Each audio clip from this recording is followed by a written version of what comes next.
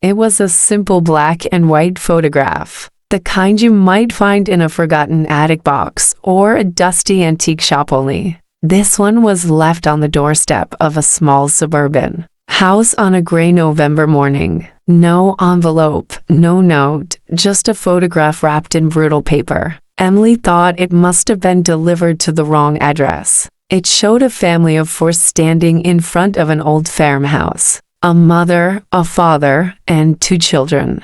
Their clothes looked from the 1940s formal, starched, a bit too stiff, and though the photo was faded, their faces were clear, all except one detail. The faces were smiling, but not quite right. The mouths were curved a little too wide, the eyes slightly too bright, and the smiles didn't seem to stop when you looked away. Emily's husband, Michael, joked that it was creepy, but she tucked it into a drawer anyway, meaning to throw it out later. That night, she woke to the faint sound of paper rustling. Thinking it was the wind, she rolled over. But the noise continued, soft, deliberate, like someone sliding their fingers across a photograph. She got up, went to the living room, and froze. The drawer she had put the photo in was open. The picture lay on the floor, face up, and the smiles were different, wider,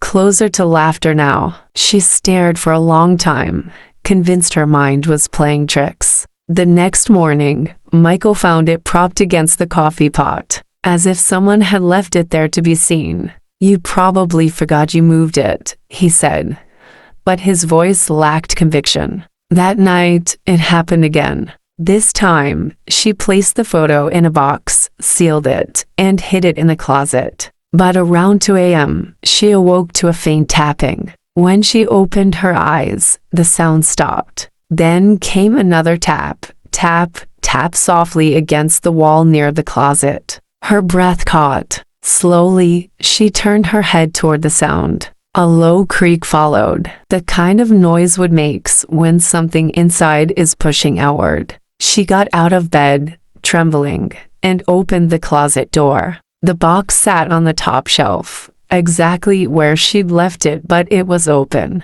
The photograph leaned against the back wall. The family in the picture wasn't standing in front of the farmhouse anymore. They were in a different setting, a bedroom that looked disturbingly like hers. And behind them, in the corner of the photo, was a faint outline of a woman lying in bed. Emily dropped it, hard hammering, and ran to wake Michael. They decided to burn the photograph, but when they went outside, the matches wouldn't light.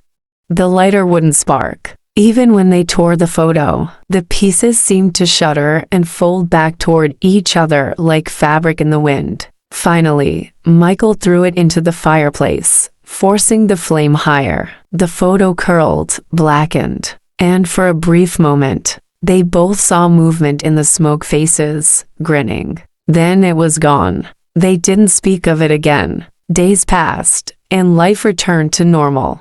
Until one evening, Emily came home to find Michael standing still in the living room, staring at the blank wall above the fireplace. His face was pale, his lips trembling. "Emily," he whispered, "look." There, framed neatly as if it had always been there, hung the photograph, untouched, unburned. The smiles on the faces were broader now, their eyes gleaming with something alive. And in the far corner of the image, behind the family, was a new figure. A woman with familiar eyes. Emily's eyes. Her breath caught in her throat. "That's not possible," she whispered. Michael reached toward the frame, and the glass fogged where his fingers neared it, as though someone were breathing on the other side. The next day, the neighbors saw smoke rising from the willow's chimney. But when they knocked, no one answered. The house was cold, the fire dead. Only the photograph remained above the mantel. This time, there were 6 people smiling in it.